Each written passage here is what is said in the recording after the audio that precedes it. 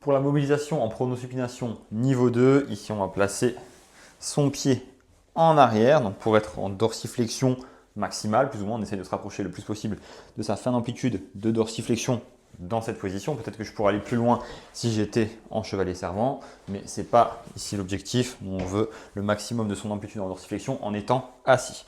Donc je vais chercher le plus loin possible, je recule le talon le plus possible, je suis en fin d'amplitude, très bien.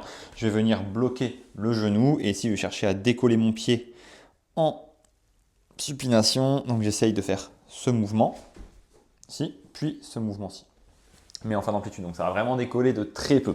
Ça sera vraiment minime l'amplitude. Donc je décolle ici en supination. J'essaye de décoller la partie intérieure de ma voûte plantaire, puis ensuite l'extérieur de ma voûte plantaire. Et donc l'idée c'est vraiment que ça décolle un tout petit peu. Donc pas la peine d'aller chercher la toute fin d'amplitude si ça décolle pas du tout. Autant sortir un petit peu de sa fin d'amplitude de dorsiflexion et réaliser le mouvement. Donc là, je refais la même chose. Je décolle le plus possible la partie intérieure, puis ensuite la partie extérieure de mon pied, toujours en bloquant le genou. Lorsque je décolle la partie extérieure de mon pied, je ne dois pas ramener le genou vers l'intérieur. Lorsque je décolle la partie intérieure, je ne dois pas ramener le genou vers l'extérieur. Sinon, c'est la rotation au niveau de la hanche qui va me permettre de bouger le pied. Et là, on perd totalement le focus au niveau de la cheville. Ce n'est pas du tout ce qu'on veut.